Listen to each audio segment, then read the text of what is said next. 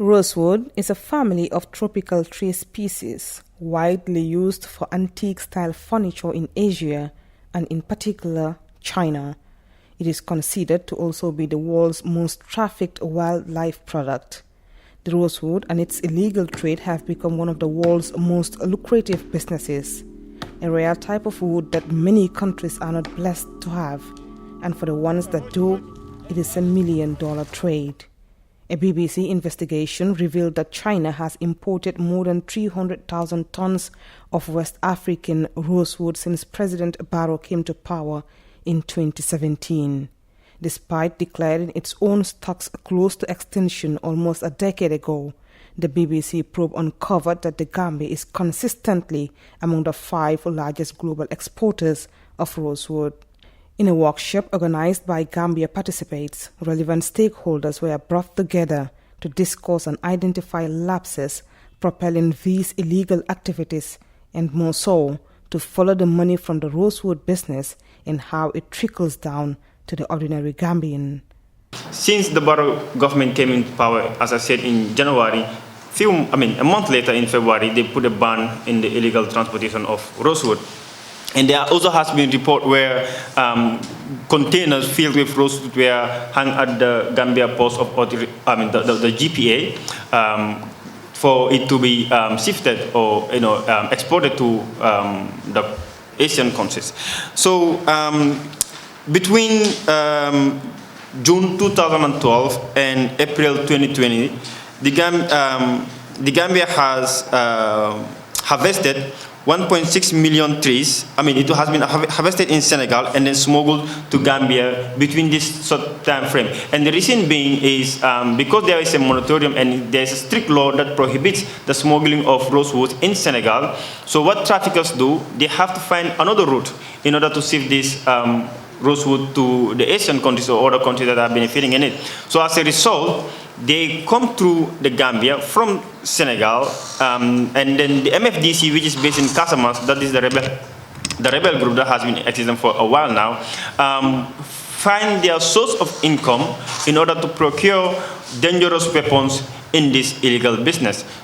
And this is one of their major sources of income to support the fight that they are still fighting for. And as a result, since they cannot actually get these containers to be sifted or to be exported through Senegal's port, they have to come through the Gambia.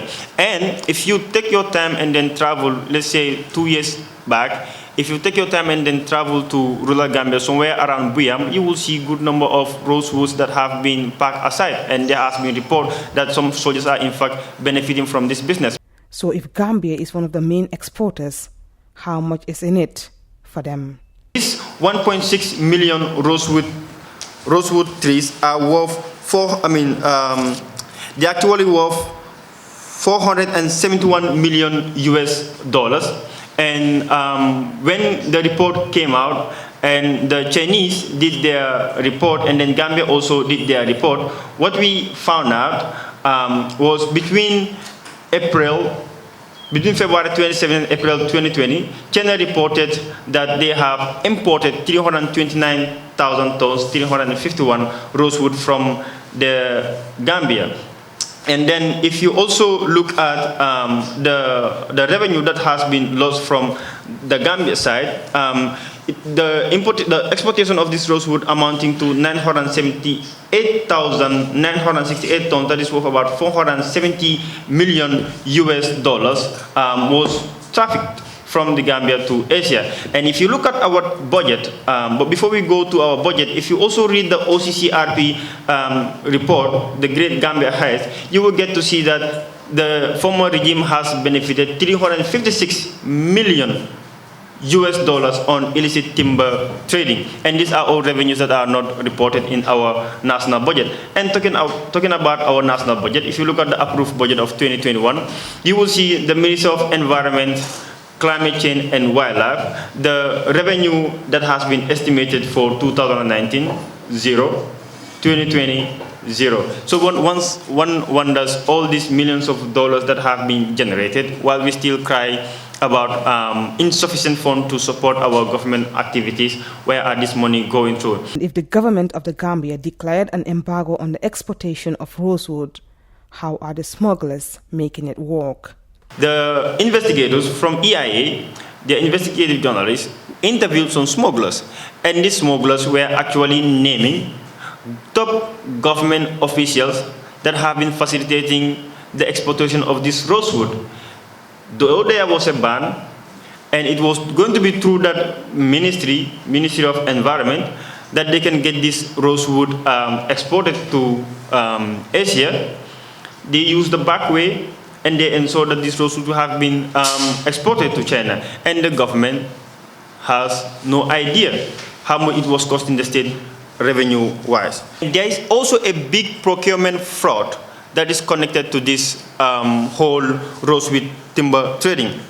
There is an agency that has been adversely mentioned in this document. If you remember the Westwood company that has been called at the Janet Commission of Inquiry regarding some of their illicit business in this country, there is another Gambian company called Jannar Procurement and Agency Services that was serving as a mouthpiece between the smugglers and then that of the government. So basically all the required paperwork that was supposed to be done was facilitated by this company, and they are still in existence, and these roads will keep going to these countries while the country keeps losing revenue from these businesses. And CEO of Gambia participates, Mar Nyang, said the illicit rosewood trade has cost the Gambia millions in revenue, especially after a significant discrepancy of $471 million between Gambia's reported timber exports and imports declared by trading partners, with many alleging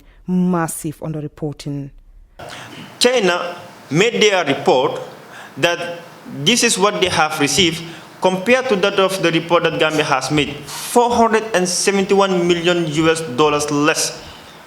And the Chinese already have a record of what they have shipped from the Gambia, but when these investigators contacted the Gambia and they found out this is what they have underreported, then we keep asking ourselves, where is this money? And that's the reason why we're here to break the silence. I think the corruption in this country is becoming, is overwhelming.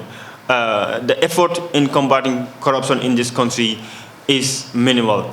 And the authorities that are supposed to reinforce the fight against such illicit acts have to stand up again. If not, we will stand up and then take what is ours. Sergio Brito reporting.